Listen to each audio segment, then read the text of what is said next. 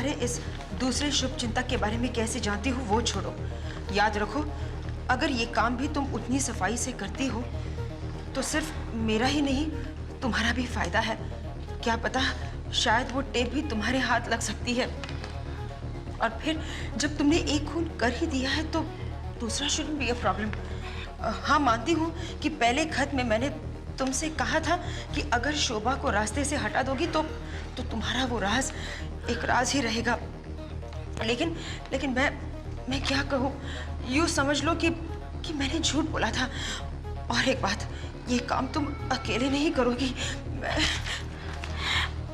मैं चाहती हूँ कि तुम इस काम के लिए सुधा और मिसेस नारंग की भी मदद लो। चौंक गई ना? हाँ, वो दोनों भी तुम्हारी तरह इस शुभ चिंतक के लिए एक एक काम कर चुकी हैं और ये आखिरी काम है।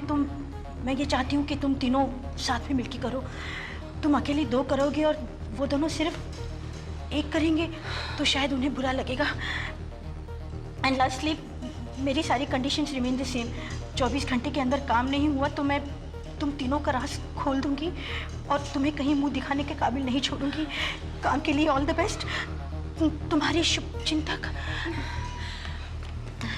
शोभा ने आत्महत्या नहीं की थी, मैंने उसे। चांदनी को मैंने उसके टैबलेट्स बदल दिए थे। मिसेस चैनानी के साथ मैं थी लिफ्ट में। देखो, मुझे नहीं लगता हमें ये सब डिस्कस करने की ज़रूरत है। वैसे भी हम लोग और फंसते जा रहे हैं। मेरी तो समझ में नहीं आ रहा है कि ये कौन शुभ चिंतक है जो हमें खत लिख रहा है। पता नहीं आप लोग एग्री करेंगी या नहीं। I think it is Mrs दोषी।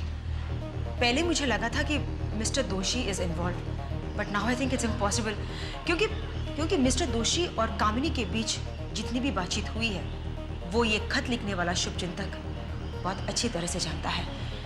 आई think no, I am convinced it's Mrs Doshi. और तो और, उन्हें एक भी खत नहीं आया, सिर्फ चांदनी के लेटर में उनका नाम था। हो सकता है वो उन्होंने लिखा हो। अगर एक भी खत में उनका नाम नहीं है तो क्या? तो जाहिर है शक उन्हीं पे होगा। हाँ, लेकिन अगर चांदनी ने सुधा को खत दिखाने के बजाय हमारा अपनाया हुआ रास्ता चुना होता तो? नहीं, हमारा चुना हुआ रास्ता चांदनी चाहते हुए भी नहीं अपना सकती थी, क्योंकि मुझे एक दिन पहले खत मिला था और चांदनी को एक दिन बाद। हम दोनों को 24 घंटे का वक्त दिया गया था और मेरे 24 घंटे उससे पहले खत्म हुए हैं। अगर चांदनी चाहती भी तो वो मिसेस दोषी को कुछ नहीं कर सकती थी। ऐसा भी तो हो सकता है कि मिसेस दोषी को हम तीनों के नाम से खत आया हो। इस पॉसिबिलिटी के बारे में तो मैंने सोचा ही नहीं। Anything is possible Mrs Narang. और फिर मुझे आए हुए खत में इतनी पर्सनल बातें लिखी थी जो मैंने कभी किसी से डिस्कस नहीं की थी, और मिसेस दोषी से तो बिल्कुल नहीं। और फिर मिसेस दोषी शोभा, चांदनी और मिसेस चैनानी को क्यों खत्म करना चाहेंगी? कामिनी, अब ये सब कुछ सोचने से कोई फायदा नहीं होगा। हम इस उलझन में इतनी बुरी तरह से फंसे हुए हैं कि हम चाहे या न चाहे ये काम तो हमें करना ही होगा। लेकिन सुधा, क्या गारंटी है कि इसके बाद हमें कोई खत नहीं आएगा? मान लो कल फिर हम तीनों को खत आते हैं और हमारे ही नाम लिखे हो एक दूसरे के खत में, तो फिर हम क्या करेंगे? Oh yes, I think you right Mrs Narang, ऐसा भी हो सकता है। लेकिन इस पॉसिबिलिटी के बारे में हमारी ये शुभ चिंतक ने हमसे पहले ही सोच रखा होगा। I think there is just one way out. हमें मिस्टर दोषी को खत्म करना होगा और अगले आदेश का इंतजार करना पड़ेगा।